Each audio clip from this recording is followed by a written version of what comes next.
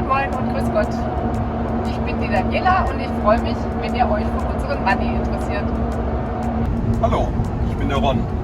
Unser Money ist ein MAN TGM 18340, auf dessen Fertigstellung wir ca. 2 Jahre gewartet haben.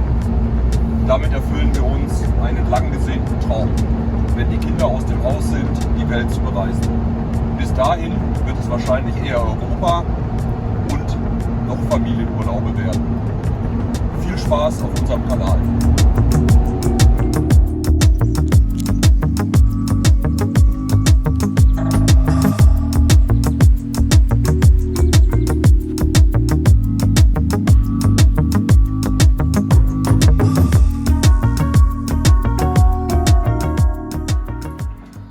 Herzlich willkommen zum zweiten Teil der Roomtour, zu den technischen Details.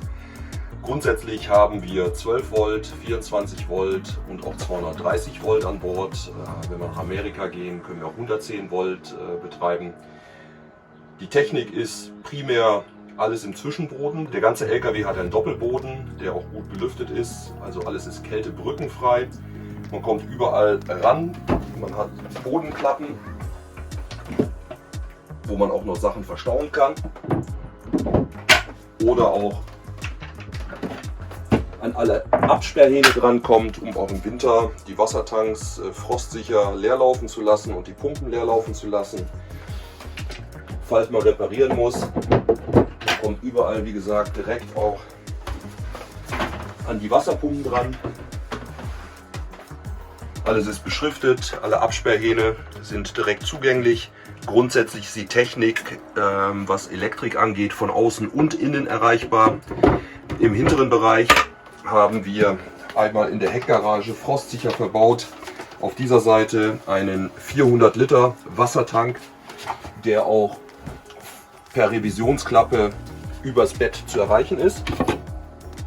Zur Reinigung oder zum Austausch der Silberionenkugel.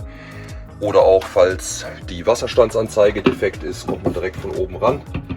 Das ganze Bettensystem ist, wie ihr seht, mit Froli.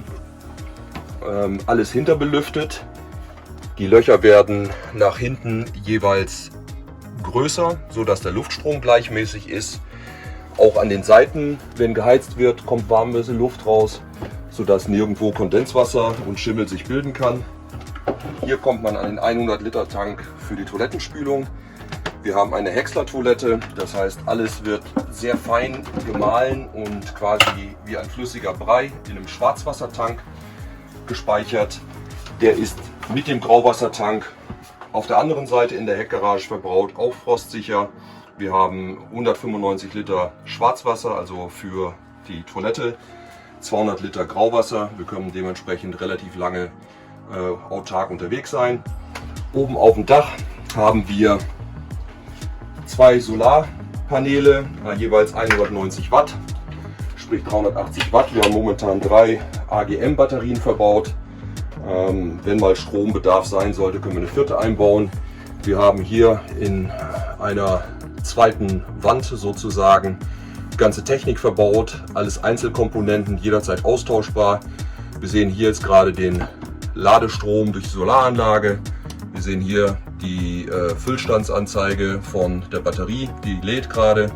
Wir können hier Zeit, Außen- und Innentemperatur ablesen. Wir haben hier unseren Sinusinverter, der aus unseren 24 Volt auch 230 Volt macht. Hier sehen wir gerade, dass wir am Landstrom hängen und dass die Batterien geladen sind. Wir haben hier einen Hauptschalter, mit dem wir sofort alles vom Strom trennen können.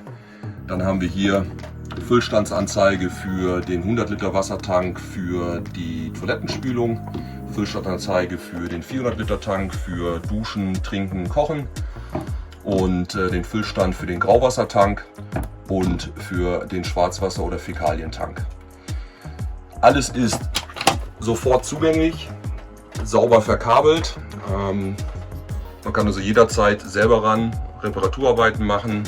Im Innen haben wir auch noch einen WLAN-Catcher und LTE-Modul verbaut, den Sicherungskasten, alles einfach zugänglich. In der Tür haben wir die Halterung, in der die Fernbedienung für die Klimaanlage ist. Die Klimaanlagensteuerung ist hier. Hier ist das Empfangsmodul für die Fernbedienung. Hier ist der Temperaturfühler. Die schwarzen Luftauflässe sind für die Klimaanlage, die sind auch hinten beim Bett und unten hier in der Eingangstüre. Klimaanlage braucht natürlich relativ viel Strom, wird eigentlich in der Regel nur mit Landstrom betrieben. In der Regel ist die Kabine so gut belüftet, dass wir abends einfach die Fenster aufmachen, das Dachfenster aufmachen und dementsprechend einen angenehmen Durchzug haben. Hier seht ihr unsere Warmwasser- und Heizungsanlage. Wir haben außen einen 95 Liter Festtank verbaut für Gas. Wir können überall auftanken. Hier können wir die Heizung einstellen oder Warmwasser einstellen. Wir können auch einstellen, ob wir auf Gas und Strom oder nur auf Strom heizen wollen. Da wir jetzt gerade auf einem Campingplatz stehen, wo die Kilowattstunde abgerechnet wird, bevorzugen wir das Heizen mit Gas und auch den Boiler mit Gas zu heizen. Hier ist eine Anzeige für den Füllstand des 95 Liter Tanks für das Gas. Die genauere Anzeige ist natürlich direkt selber auf dem Gastank. Aus Praktikabilitätsgründen haben wir hier nochmal große Saugnäpfe mit Kleiderhaken angebracht. Da können wir nasse Klamotten, Jacken oder auch mal Wäsche, die draußen nicht trocken wird, aufhängen. Die Duschkabine ist beheizt. Wir können das Dachfenster aufmachen, dass immer frische Luft reinkommt. Auch nach dem Duschen, damit der Wasserdampf abzieht. Da wir nicht in unsere Wände bohren wollen, haben wir hier Saugnapfhaken. Die halten relativ gut. Und da können wir unsere Spültücher, unsere Handtücher auch für eine 5-köpfige Familie hinhängen. Die trocknen ganz gut. Wenn wir mal abends einen Luftstrom brauchen, haben wir hier einen Dachventilator, den man auch temperaturgesteuert laufen lassen kann. Den kann man auch ohne Probleme laufen lassen, wenn man weg ist. Wenn man dann die Fenster ein bisschen auf hat, wird es relativ schnell kühl und es ist angenehmer, leichter Luftzug im Wohnaufbau. Ich bin 1,99 Meter groß, kann hier auch im Badezimmer aufrecht stehen, obwohl der doppelte Boden hier noch einmal höher ist aufgrund der Abwasserleitung. Wir haben überall auch per Pushlock gesichert Schränkchen und Schubladen, wo auch für 5 Personen ausreichend Duschgel, Rasiergel, Sonnencreme, Deodorant Platz findet. Wie gesagt, haben wir hier unten die Häcksler-Toilette, wo auch ich als große Person ohne Probleme sitzen kann. Ich habe ausreichend Ellenbogenfreiheit. Wir haben ein Porzellanwaschbecken. Hier nochmal 230 und 24 Volt Staufächer für alles Zubehör, was es im Bad halt so ansammelt.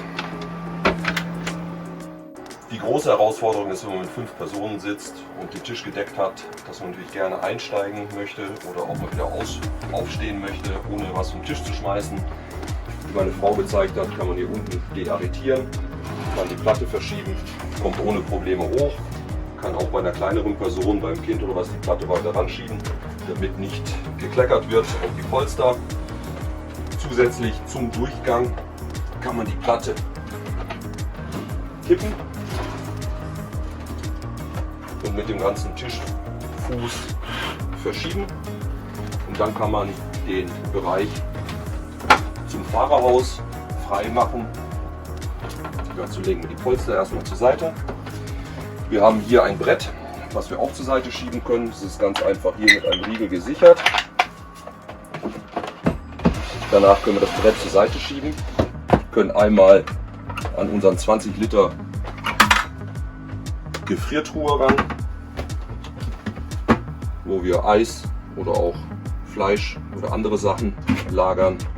Das sind alles Kompressorgeräte. Hier ist der Kompressor verbaut, der zur Seitengarage sozusagen vorne entlüftet und auch in den doppelten Boden hier entlüftet.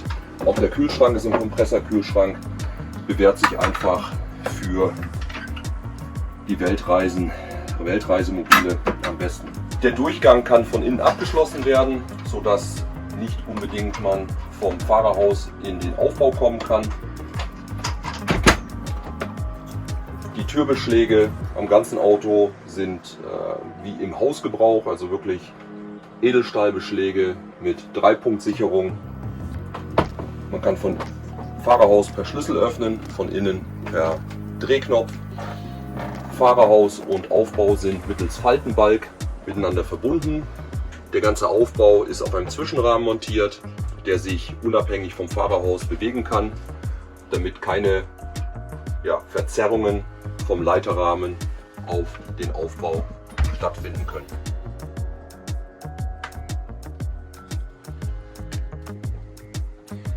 Wie ihr seht, haben wir ein L-Fahrerhaus, das heißt, wir haben einen Fahrersitz, einen Beifahrersitz und eine Bank dahinter, wo 4 Gurtplätze sind.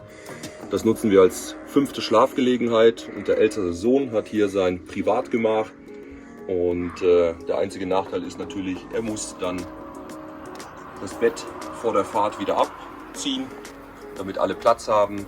Momentan sind die Vorhänge zugezogen, sodass letztendlich nicht zu viel Hitze im Fahrerhaus entsteht. Hier von innen zu erreichen die Gashähne, einmal für den Herd, einmal für den Boiler und die Heizung. Hier unten drunter sehen wir nachher auch von außen zu erreichen ist sowohl die Heizung und Boiler als auch die Klimaanlage. Die kann man hier auch ganz normal über die Fächer erreichen. Das heißt, alles letztendlich wartungsfreundlich von überall zugänglich. Hier haben wir ganz praktisch Mülleimer. Wir können unseren Müll trennen, falls es denn in dem jeweiligen Land auch zu trennen ist. Noch weitere Fächer. Hier haben wir viel Hundezubehör, Leinen, Leckerlis, Spielzeug. Oder auch hier noch ein tiefer Schrank, wo auch noch Hundedecken und dergleichen drin sind. Hier unser Nachtlicht, falls wir den LKW betreten, funktioniert auch, wenn der Hauptschalter aus ist. Natürlich sicherheitsbewusst ein großer Feuerlöscher, der hier in der Treppe eingelassen ist. Auch die Treppe ist gleichzeitig ein Fach und sehr wichtig, haben wir jetzt gerade Schuhe gelagert, Schuhputzzeug.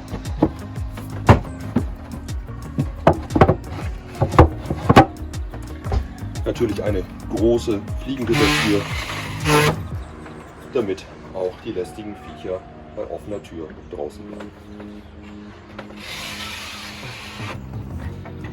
Auch ganz praktisch magnetische Systeme hier für uns, damit die Schlüssel direkt erreichbar sind. Die Pads lassen sich einfach rückstandslos abziehen. Das gleiche System wie auch für unsere Gläser.